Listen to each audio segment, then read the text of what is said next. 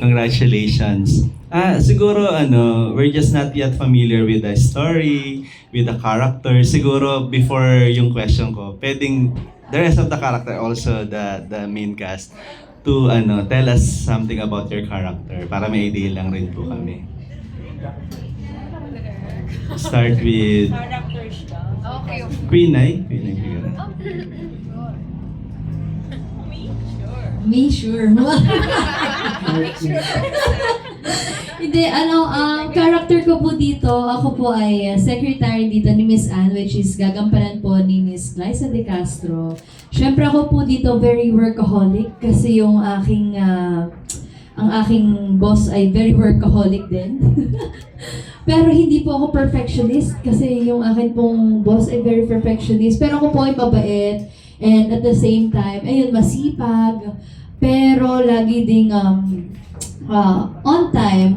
Kaya lang medyo antukin po kasi yung secretary, si Liz. Pero yun man nga po, masipag siya and mabilis po siyang masuyo pagdating sa trabaho. Ayun lang naman po. Thank you. Thank you, Queen Ay. Si Ice. Ayaw ko agad. Apo. Ako dito si Jack. Ako yung sisira ng relasyon. Ay, hindi. Hindi.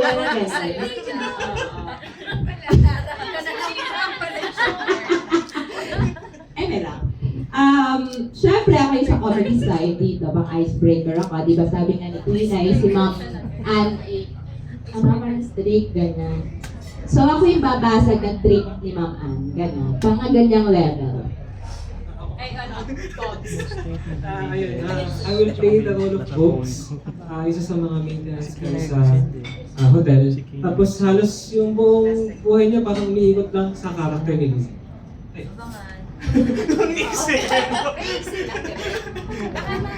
Ako yung third party. Character daw muna, so kayo.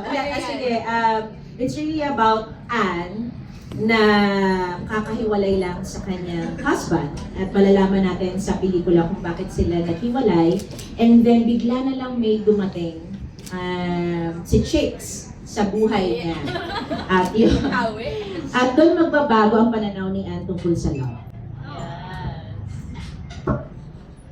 Ayun na, sinabi na ni Direk. Ako yung misteryosong darating na magbabago ng pananaw ni Anne. I-heal ko yung mga kailangan i-heal. Ayun. And basically, lahat tungkol kay Anne, alam ko.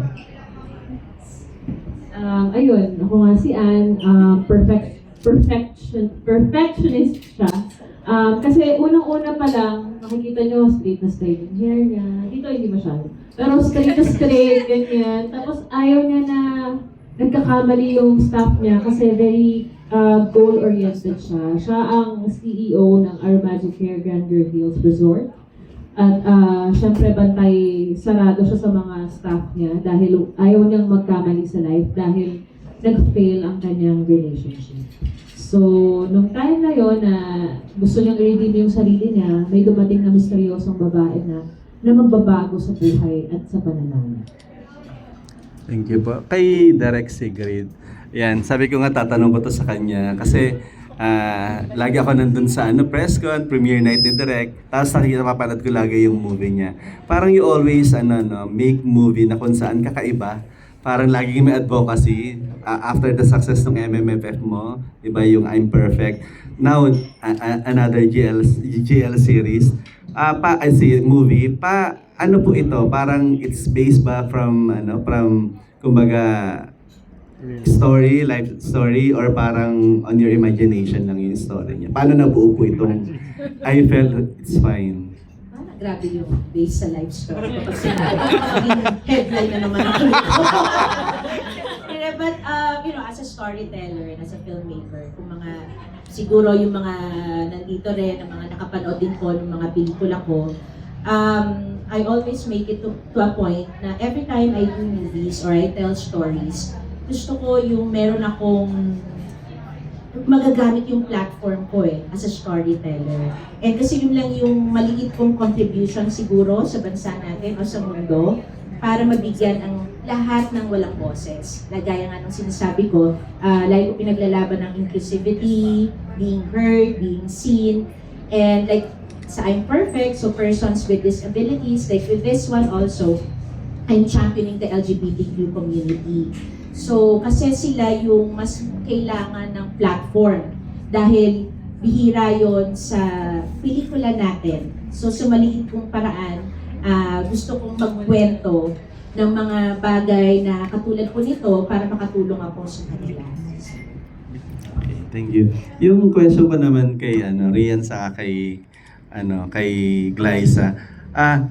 Kasi pag sinabing GL series, medyo sensitive, di ba? Hindi ko rin alam kasi para this is comedy love story, di ba? Pero syempre laging tanong ng mga ng mga tao, may aabangan din bang mga intimate scene sa inyong dalawa or parang more on talagang wholesome yung movie?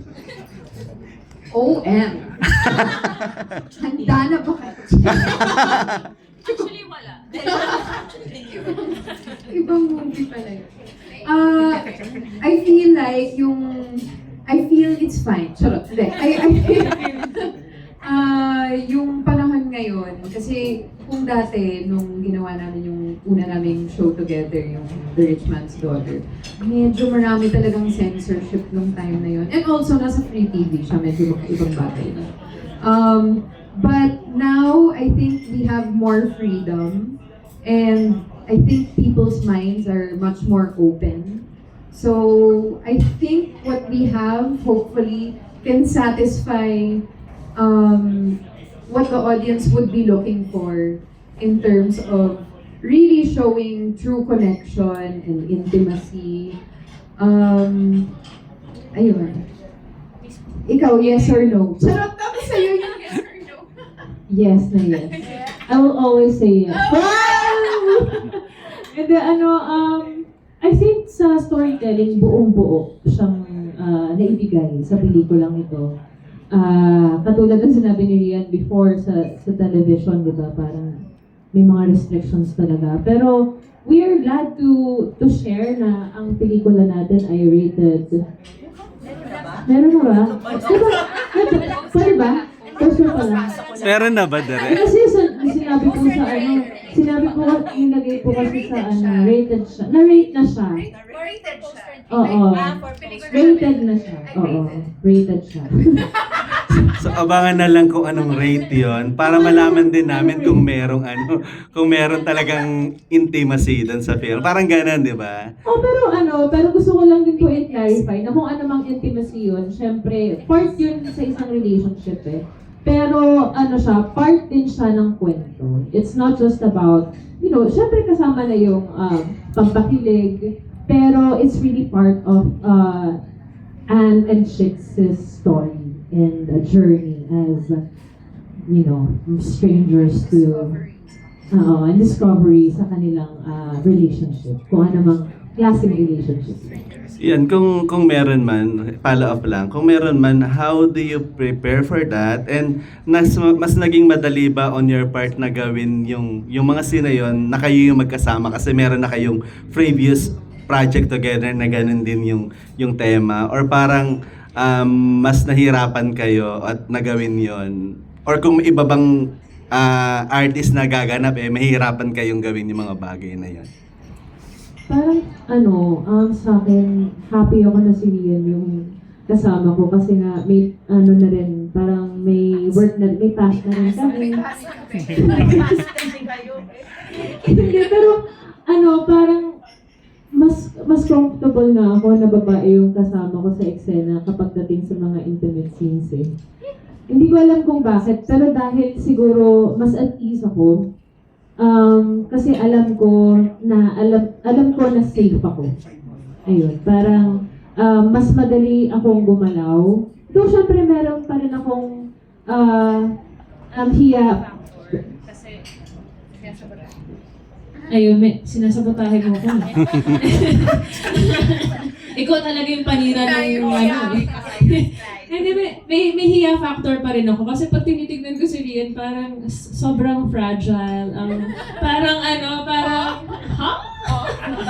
Parang nahihiya ako minsan, yung ganun. Pero, pag naman nagbigay siya, wala rin ako nakikitang wall sa kanya. So, nagiging comfortable ako lalo. Rian. Sa totoo lang, before a scene like that, I do get really nervous. That's more of during the rehearsal. For sure, marami akong mga unnecessary na sinasabi o nagjo-joke or whatever. Yun, alam ko. Kasi nga, ninenervyos ako.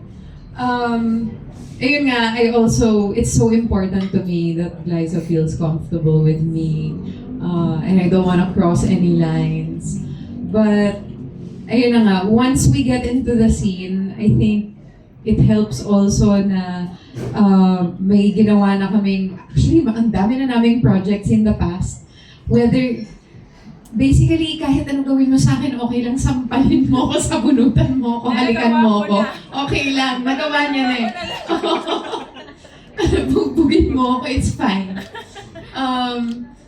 Yeah, pero ayun na nga, it helps nga that I've always experienced kung gaano siya ka-professional in all of her scenes, na pag nag-start na, everything between action and cut is just, hindi na kami yun, alam mo yun, we're just feeling the moment, and acting with her makes me feel comfortable enough to just be in the moment. For sure, after watching the film ng mga tao, the people, I don't know if magiging trending kayo or pag-uusapan yung mga eksena ninyo, meron bang fear on your part na parang ma-question ang inyong sexuality after doing this? Kasi parang isa kayo sa mga gumawa ng GL na matapang, di ba? Na parang women empowerment. Pero, syempre, sa kabila nun, may pag-usapan din kayo, i-question kayo, di ba? May fear ba na gano'n? Check. Parang bago pa nga mapanood yung pelikula, may mga nag-question. Parang every week naman ako question yung sexuality ko. Medyo wala na akong Sanay na. ang luma na ng tanong. Hindi naman ako na-nervous sa ganun. Siyempre, we've already had a project in the past. And siguro then, when I was younger, parang mas iniisip ko yun. But nowadays, parang hindi naman... Unang-una, feeling ko it's not even relevant. It's 2026, who cares? So, we're just trying our best to tell a love story as it should be told. Yeah, parang ang sarap bilang mga aktor na pumunta sa mundo ng mga buhay. I mean, pumunta sa buhay ng mga tao na hindi mo ma-experience in real life eh. Parang kunwari, nag-play ka as a mother, di ba? Parang minsan na napupuntahan mo yun, ganito pala maging nanay, o di ba? Tapos sa Sangre, ganito pala maging Sangre, maging superhero. So, hindi siya kakaiba para sa akin, napuntahan yung mundo nila Ann and Chicks or ni Jade or Althea. Kasi parang curious ako eh, dun sa kung ano yung mundo nila eh. And I'm just so happy that I was able to be in that world and experience that. And parang, ayun siguro as actors yung mababaon namin na experiences at parang fulfillment. Thank you, Rian Glay. Last na lang to our producer, The Wide International. Tanong ko lang, this is your first film, right? Ay, hindi naman. Pang-ilan na po, ma'am? This is our third actually. The third. Pero on this third movie, parang why GL of all the genre? Why not? Why not? No, because the first movie that we produced for the knowledge of everybody, so we produced Papa Mascot. It's actually a drama film starring Ken Chan, and then the next one was actually Slay Zone. It's a thriller film that also stars Glyza De Castro, and this is the third film. So, pero ako yung sagot ko na why not, because I don't actually judge any project because we are in different ventures. We do businesses, we do this and that. Also, it applies to films. And isa siguro background, ba't kami nag-come up sa ganitong genre, one thing that I really appreciate about these two stars that we have, before kasi ito, nasabi ko na to, before kami gumawa ng film together, kala mo, nag-star din. Before kami nag-produce, ano ba yan, ng film for them, galing na kasi sila sa Araneta Coliseum, nag-guest namin sila sa aming event na Free Becky. So it's also a girl love, ang tawag doon, GL Love Team from Thailand. Endorsers kasi namin sila sa Arrow Magic Hair, if you're familiar with that. Tapos yun na, doon nag-start din yun. Kasi grabe yung tilian nung lumabas si Glyza at si Rian sa stage and everybody was teasing and then movie and then they were asked, would you do a movie? Give it a chance. And then ang sagot ni Glyza, if I could remember, was parang kung manonood kayo. And then sumagot naman si Rian, I will always say yes. So kami as producers, bakit hindi? So yun na, we texted Glyza, actually nag-usap kami. Texted her and nag-usap kami. Glyza, paki-message naman si Rian. Kasi Glyza is a co-founder of IB International Film, so para lang aware din ng lahat. So kino-found niya sa amin yung sa movies, and then she texted Rian, and then everything started from there, and then now we have a very good movie directed by Sigrid Bernardo. Thank you. Thank you very much po. Our next is MJ De Leon.